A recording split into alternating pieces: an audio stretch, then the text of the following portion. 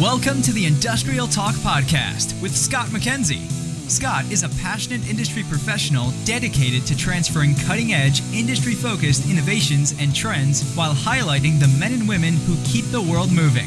So put on your hard hat, grab your work boots, and let's go. Again, thank you very much for joining Industrial Talk, the #1 industrial-related podcast in the universe that celebrates industry professionals all around the world. Yes, you are bold, brave, and you dare greatly. You solve problems, you collaborate. You are making the world a much better place. Thank you for what you do, and we just appreciate you here at Industrial Talk. In the hot seat, retired now, Lieutenant Colonel Cathy Gallowitz. She is the founder of Vanguard Veteran, and we're going to be talking a little bit about veteran talent strategy. It's all in there. It's a lengthy conversation, but worth listening, so let's get cracking. Oh, boy. She's incredible. And given the fact that we are all, in industry, if I had a nickel every time somebody talks about finding the right individual, building that team, needing individuals that have specific skill sets or that are trainable, all topics that we have discussed here on Industrial Talk. She just comes in, boom, brings another avenue. Veteran talent strategy. So just sort of paint the picture just a little bit here. Vanguard comes in, talks to companies to figure out and strategize around how do you do that? How do you start bringing in these veterans who are chock full of skills and abilities and are willing to learn and are really dedicated and committed to you and your company and what you're doing? I mean, everybody wins. Win all around. Absolutely wonderful conversation. And boy, is she passionate. Lieutenant Colonel, right there. I'm looking at her stat card out on LinkedIn. All right. You need to amplify your voice. You need to be a part of Industrial Talk. If you have a podcast that you're saying, gosh, it's just not getting traction, Industrial Talk has a solution for you. You can come and be a part of the network that we have put in place. And anything, and I mean anything, that helps industry succeed, that solves problems, we're all game. And if you don't have a podcast, I can help you with it. Don't get me wrong. You want to start a podcast, I got the do's and don'ts. Do the do's, don't do the don'ts. And so it's one of those things where I can help out with that in a big way and get you up and running fast and getting your message amplified. Industrial Talk is all about your success. So be a part of it. Just go out to Industrial Talk, click Let's Connect. You'll talk to me. No obligation whatsoever, none.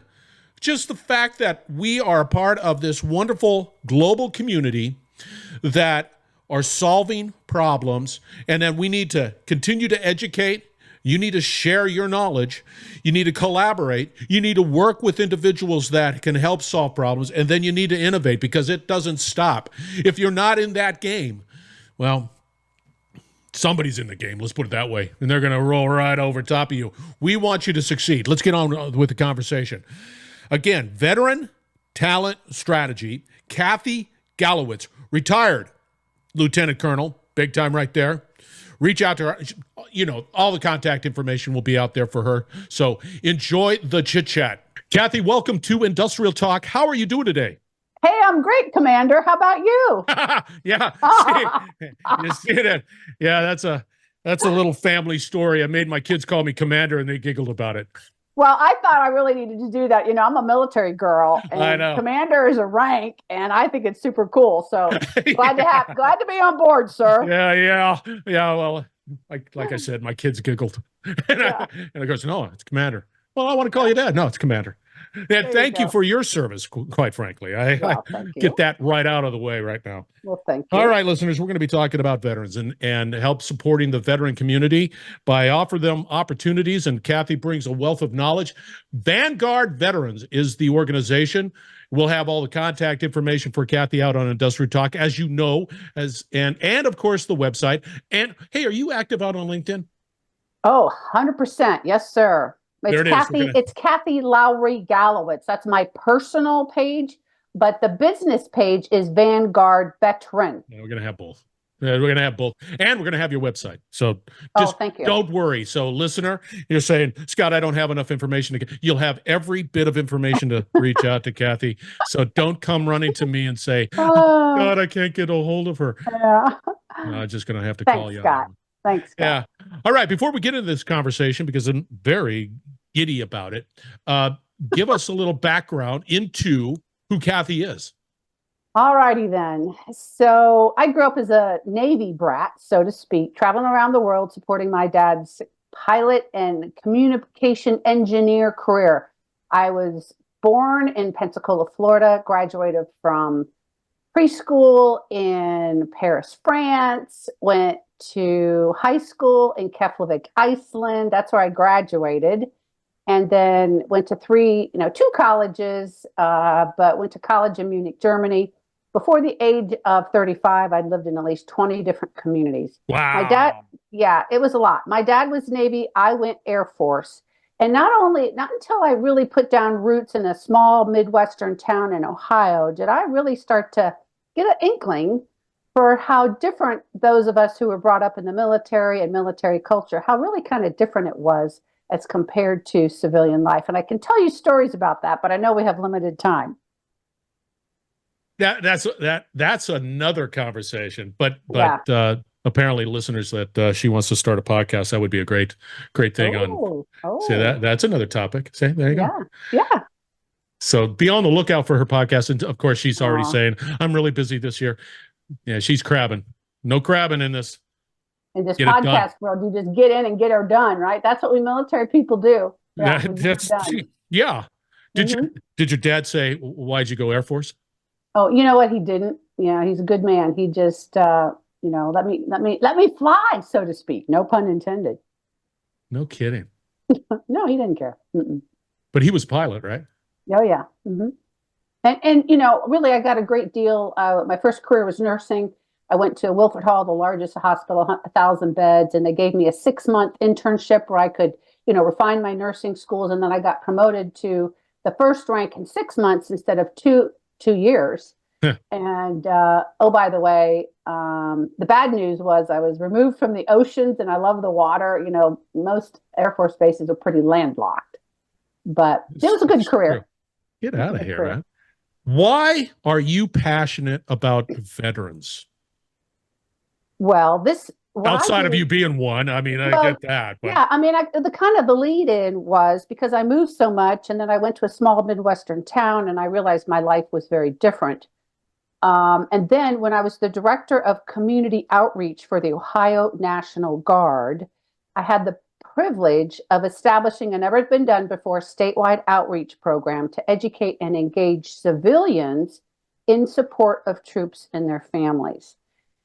I understood that my experiences were different, and I felt really, kind of disconnected from America because my experiences were different. But then once I started to get to know civilians and help them come up close and personal with those of us in uniform, mostly soldiers and airmen, because that's what the Guard was comprised of, oh my gosh, the glisten in their eyes, so to speak, that they had when they were doing substantive things to improve quality of life, workforce, and community for our service members. I can't tell you, Scott, how often people say, well, that was one of my biggest regrets. I never was able to serve, or I wanted to serve, but something, prevented me from doing it. And now as I give back to military people, it really makes me feel good. It's a quick story. I was interviewing a new colleague here in the Phoenix area, and she started to tell me about how 10 years previously, she had started a veteran hiring program in her company. And she said, Kathy, I get goosebumps now telling you about that. I mean, 10 years later, Scott, she had an emotional response to the goodness that she was creating for the military population.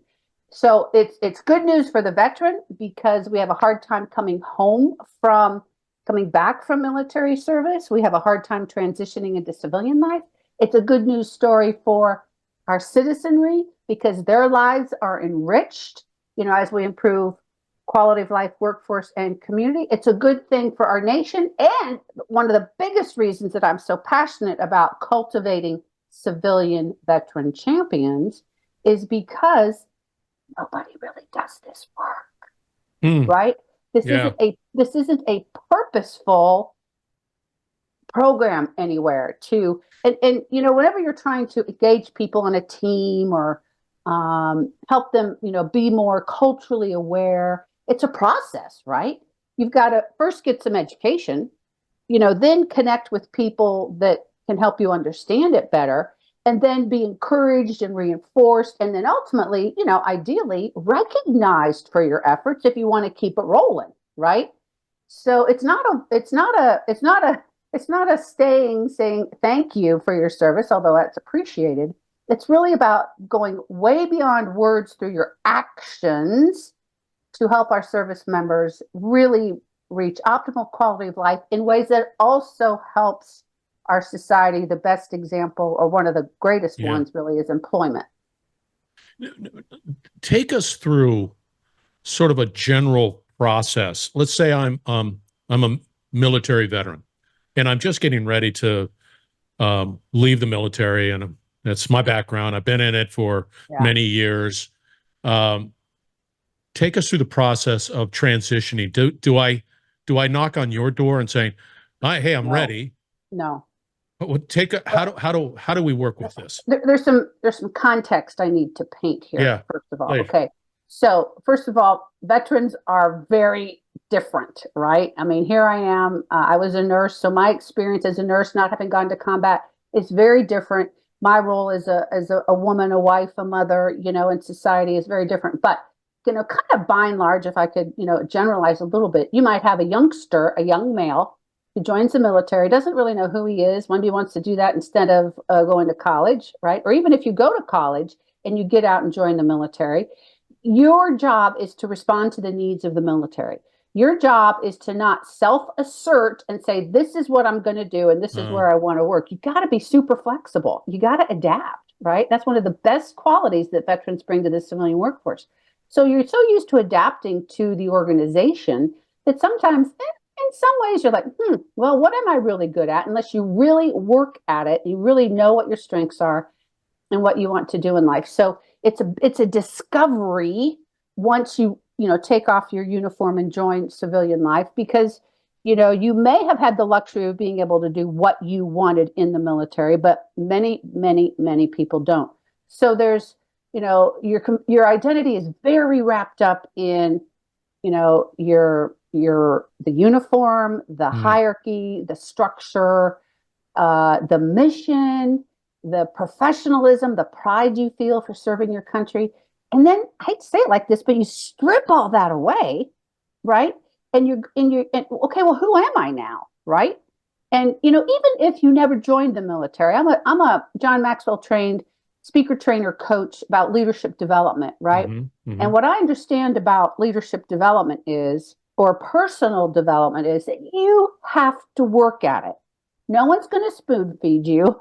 No one's going to give you the silver bullet. You got to figure out what makes you tick. You got to develop your skills. And it's not something that happens overnight. So even if you never joined the military, understanding how to thrive ideally in this life is challenging. To get the right career with the right fit, with the right income, it's not an easy process. And then if it's made more complicated because you have one frame of reference, one major frame of reference, and that's military service, and then you move out into civilian life, things like, oh my gosh, there's minimal structure, at least compared to what we're used to. Some hierarchy, but the chain of command is not as strict. Okay.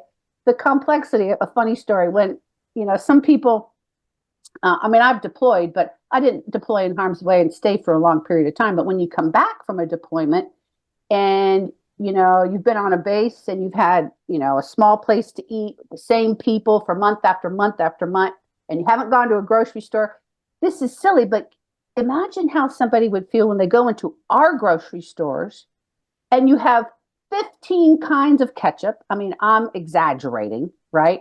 And you have, you know, I don't know, 100 different kinds of cereal. I mean, it's just overwhelming, that measure of complexity that you don't understand unless you've been there. When I lived overseas for about 8 to 10 years and I came back to America, now this was me as a youth or as a young adult in the Air Force. What hit me hard, Scott, was look at all this concrete. Now, I'd been in Europe, and of course there's paved roads over there, but, the roads are small, especially like in England, right? And there's so much greenery that the highway system isn't really kind of the main feature. But boy, does America have a lot of concrete. I don't know. Did that answer your question? Yeah.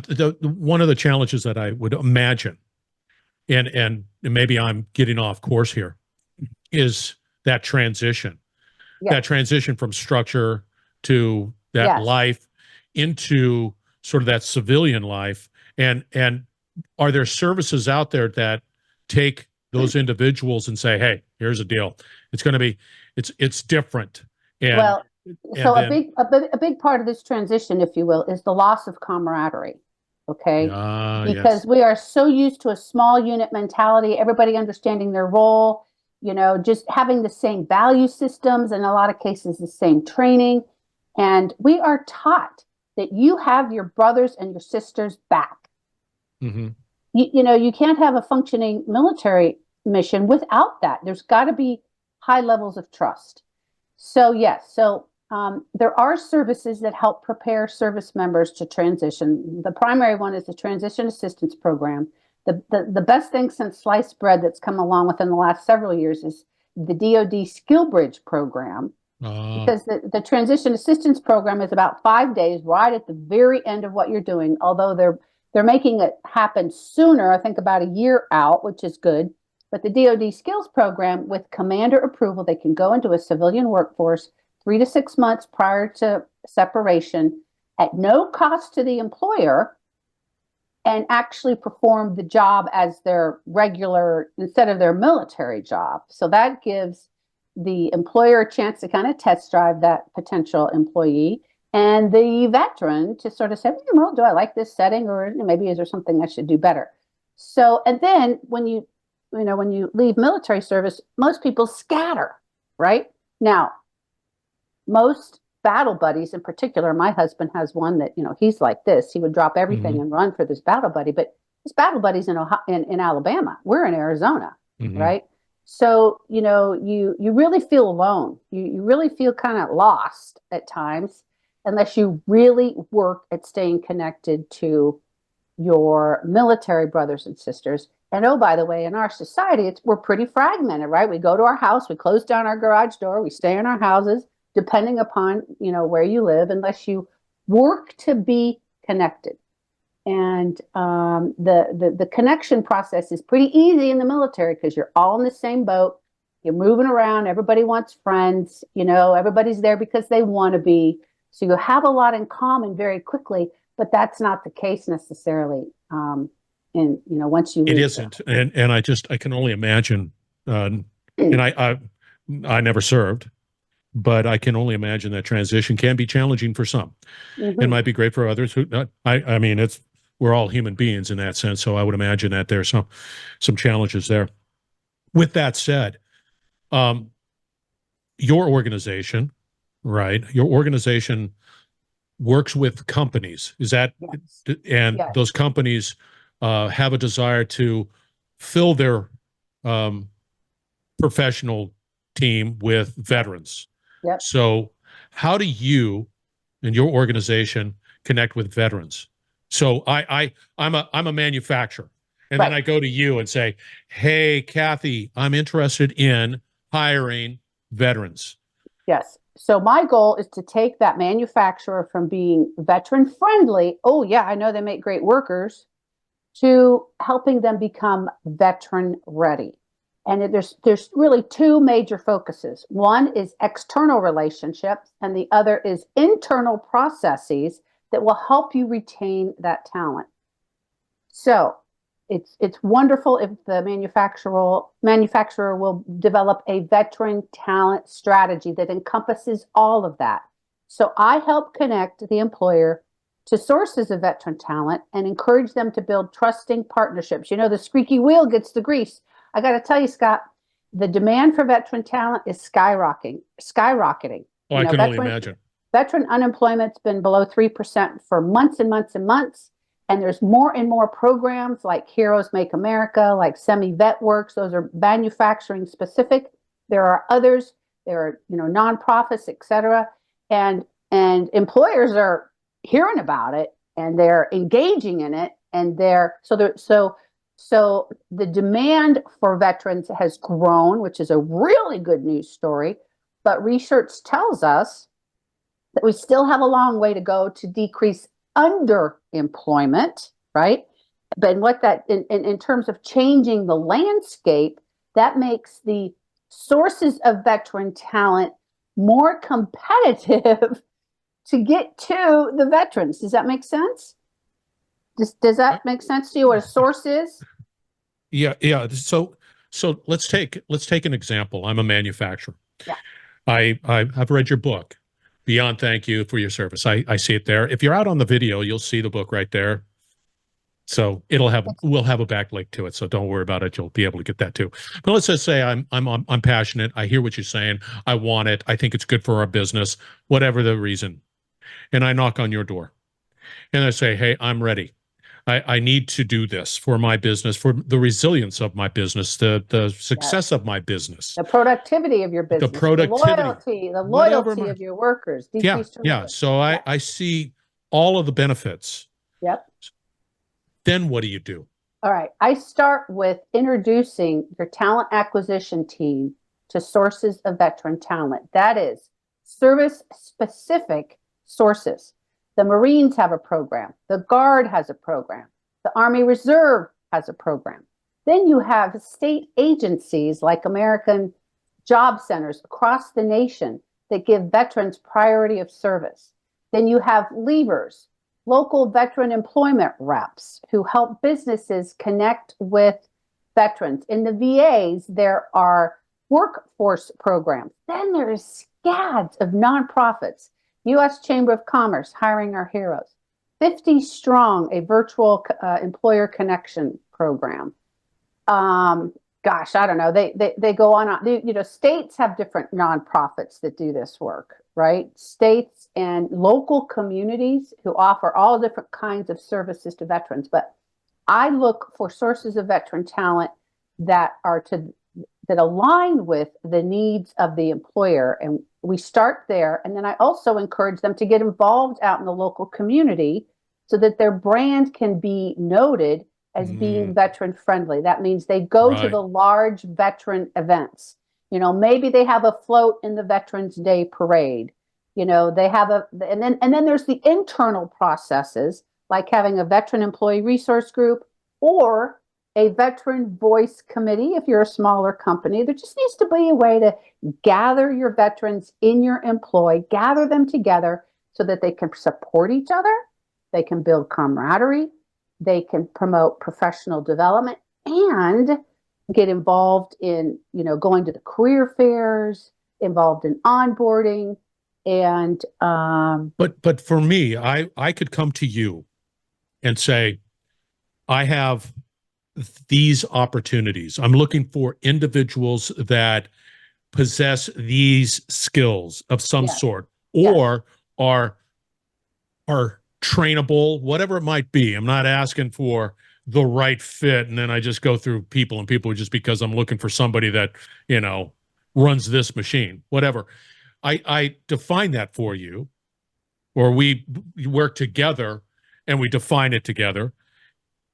And then you have your call to action and saying, okay, I hear what you're saying. Let me get working. Yes, I would instruct the employer how to use military skills translators so that they can really identify the aptitude of that job seeker, right? I would connect them with places that they can find and meet and evaluate and get job seekers. Yeah. Okay. And then I help them understand how to interview them, understand the body language and the verbalization and then how to help them leverage their skill sets, in terms of helping them understand how to get assimilated by onboarding and helping. Do you in those transition organizations that exist out there that you're saying, okay, I'm going to go here, and I'm going to do this, and I'm going to hear what you're saying, employer. I'm going to go to these sources, right? I hear you. There you go. I want to succeed. I don't want to waste my time. I want to be able to do what is necessary to find the skilled talent, and that's where your organization, in collaboration with me. Yes. So I teach the employer how to fish in the pond where the fish are, right? Yep. I teach the employer how to develop the best relationships possible once they're hired. And so, it's up for the employer to invest in those relationships, understand how to interview them and how to keep them. Okay, so got it. I'm going down this road. Why is it important for me to be able to hire veterans that are in the market? What benefits does that bring to me?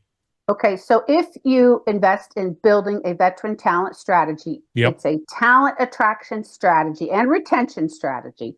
You will have an employee who is operationally focused, mission focused, safety focused, loyal, calm under pressure, tech savvy, has all kinds of, IT background, but they also have great technical aptitudes. Okay.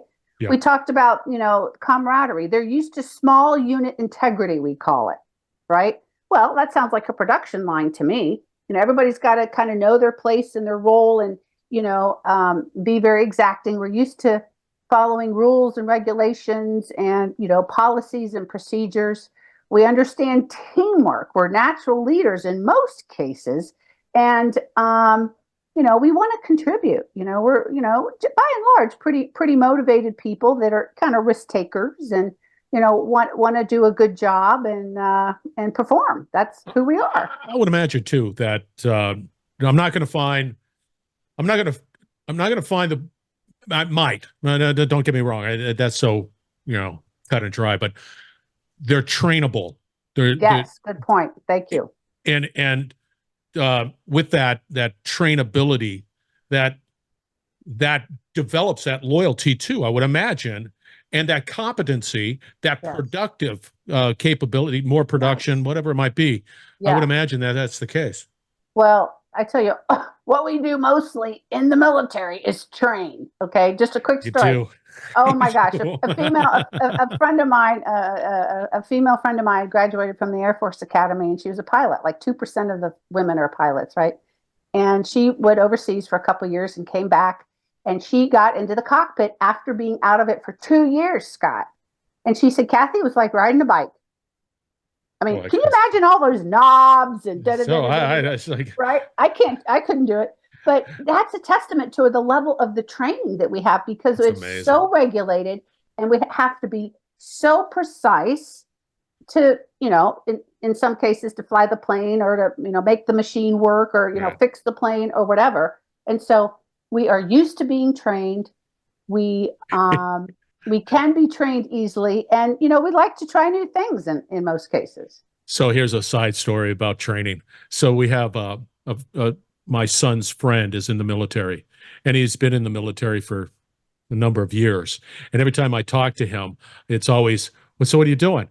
I'm taking this class. Yeah. I'm over here and I'm learning this over here. I'm going, are you ever going to put this into action of some sort? I'm just like, so I was a flight nurse, and oh my gosh, I went to flight school, and I did all this training, and frankly, then I had a baby, and my husband was a surgeon, and so one of us, he was an Air Force surgeon, so one of us had to put the kids first, and that was me. But I did all this training and never was able to operationalize my flight nurse training in the real deal. And that was a real bummer for me. I really wanted to do that. But let's talk about all that training, Scott. It's not just technical training, it's leadership training. Yeah. Okay.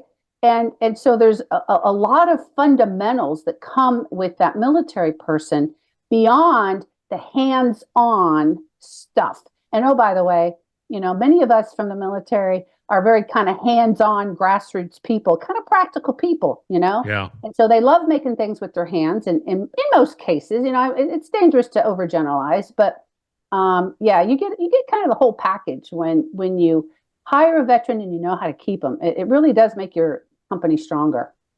Yeah. Less turnover, more productivity. Yeah. See, it begs the question: what are the roadblocks? Why is this still? It would seem to me that this is a no-brainer, that there is a constant flow of opportunity to find skilled professionals to help your business succeed or be more productive or whatever it might be. What's that roadblock? What? Well, that's a really good question. I think it's threefold, really. I think it's awareness. Okay. Employers say to me, gee, where do I find them? You know? And I'm telling you, I hate to interrupt, that is a constant mantra that exists out there today. I can't find the right individuals. I can't find people. I can't. Well, regardless of the talent pool they come from, right? But even more specifically, when 6% of our country is people who've served in the military, right? They're becoming less and less, or more and more difficult, really, to put your finger on. That's why connecting with and developing relationships with sources of veteran talent is really, really important. Okay, you need to develop proactive talent pipelines and be aware of where they are and have relationships with them. All right. The other thing is culture. Military and civilian culture are different. And so you may have somebody show up at an interview who's high and tight, we call it, right? Sits up straight, never initiates a conversation, says, yes, ma'am, no, sir, and doesn't self-promote. That's part of our culture. It's not about me, it's about we. That's part of who we are. Well, who are these people, right? Then there's, four things. The other thing is myths and misconceptions. Oh, gosh, all these people know how to do is bark orders, or they're so direct, or they're bossy, or maybe they have PTSD. Okay, now all those myths and misconceptions need to be negated and reconciled and dispelled, because what most people know is what they see in the media, and they're portrayed as drill sergeants,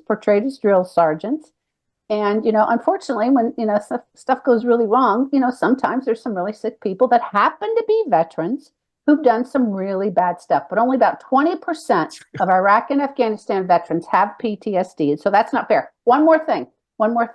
I think that I have firsthand experience hiring military. This is my second business. First business with a healthcare practice. I saw firsthand how the veterans in our employ became the backbone of our company. No kidding. Their work ethic, their resiliency, their perseverance. We were building a healthcare practice rapidly, and they were at the forefront. Okay, and so, it's hard to be an employer, right?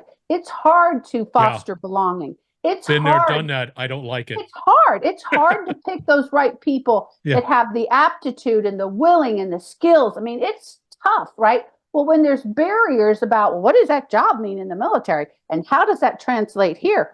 That's about change. Or if it's about change, how can we be potentially more open-minded about someone who's come back from war? Ooh, that scares me. What do I do about that? Well, you got to be open-minded and, authentic, and, be willing to, change some internal processes that really, oh, by the way, work for veterans. But I think the processes that work for veterans in most cases will work for most employees. Oh yeah, I'm just honestly, I'm struggling to, put holes in it. I just think that this is the right strategy for businesses to especially deploy. Manufacturing. Oh, right? absolutely, 100%. Their skill sets are magically aligned almost. Yeah, I don't see. So it's just more of an amplification of the opportunities that exist out there, and being able to. I'll tell you the way I would approach it. I don't have my big business anymore. Thank goodness, because that's just a collection of headaches. But Yeah. nonetheless, I would find that right Sherpa to be able to help with that transition, with that strategy to make my business Yes. achieve. And I mean that's a collaboration approach. So larger businesses who really do well with this have a dedicated military recruiter. Yeah. Okay. I mean, I have a client now who is about, 200 employees, and this gal, I mean, she even said to me, we went to an event recently, and she said, just being here makes me cry because, I just love the military people. I want to help them. I want to support Yeah. them. So you don't have to have a full-time dedicated resource, but someone who is willing to look at that resume once or twice, not 60 seconds, right? Or many companies do this. They say, if I get a military resume, I'm giving that person an interview and I'm going to do my level best to, give them a fair, if not even more fair shake, right? So, but there is some, a little bit of specialized knowledge that helps it. But what really helps is your heart. What really Yeah. helps is wanting to be that civilian veteran champion and, not giving a hand out, but a hand up, you hear so often. Yeah. And, just giving a military person, a military spouse, a chance for Pete's sake. I mean, I know this one job seeker right now who has all these leadership and just a wide variety of experiences. And as a woman, what she's hearing is, well, you're intimidating because you have such a strong resume and you're going to come, or if you come on board, you're going to leave. I mean, why would you say that to someone who is retired from the military and has served their country honorably and nobly? And, give them a chance, get them in the door and see how it works, No, I agree with you 100%. There is an event that's happening, I would believe, April 24th. Take us through that, what you got going on. Veteran Talent Academy basic training. We have basic training in April, and then September we have advanced individual training. I use the Army terms to sort of distinguish the different offerings. Basic training is about fundamentals of hiring. Advanced individual training focuses more on retention. This is a hybrid event out of Phoenix. Anybody online can also participate. At basic training, we're going to look at things like, why is a veteran a good employee? Where do you find them? How to interview them? So it's a great opportunity to get your feet wet. Do I go out to your website for sign up? Yes. If I need to do it online, let's say I'm in what I would do is go Louisiana. to Eventbrite. Go to Eventbrite and put in Veteran Talent Academy, and boom, basic training April 2024 will go up. Or go to Vanguard Veteran website and go to Veteran Hiring, and you'll see it right there at the top of the page. Yeah, I would push people to the website. That just makes it simple. So, and because I see that in your form you said it's also online, so I can be there if you're in the Phoenix area. Yeah, well, it's 3 hours. And it really does give you a good overview.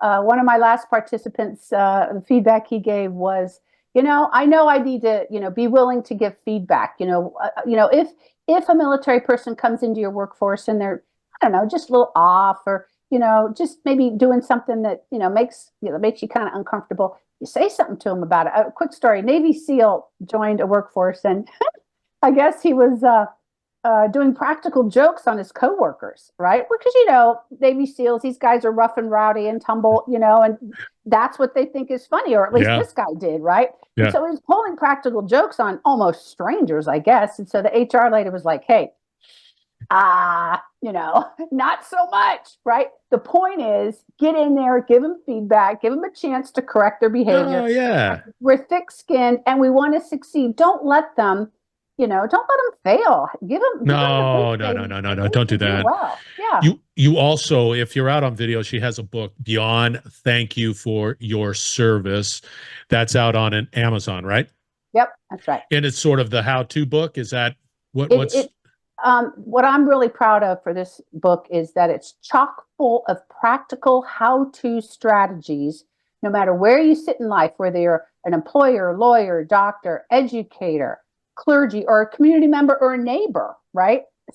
It gives, about 20 civilian veteran champions, mostly from Ohio, talk about what they have done to improve quality of life, workforce, our community. And, it's not rocket science. It's people science. Yeah. It's thinking about other people, thinking and being authentic, leading with your heart, and just being a good person, and taking action. But I hope you take a look at it. I invite everybody who's listening to join the Veteran Champion movement and be a part of the win. There it is, man. She just wrapped it up. That was really good. How do people get a hold of you? What's the best way? You just touched my heart. I want to be able to get in. I need this. Please reach out to me at Kathy@VanguardVeteran.com. Kathy with a K and a Y. Vanguard Veteran there's no periods in there. It's singular. VanguardVeteran.com. Take a look at the website. And LinkedIn. Yeah. Oh, absolutely. Yes. I'm very active on LinkedIn. There it is, man. Thank you. Again. Yeah. You're welcome. Yeah. All right. You were absolutely wonderful. Oh, back at you, brother. Appreciate All right. We're going to have all the contact information for Kathy out on Industrial Talk. So do not hesitate. Get engaged. Be a part of this wonderful, wonderful organization. So stay tuned. We will be right back. You're listening to the Industrial Talk Podcast Network.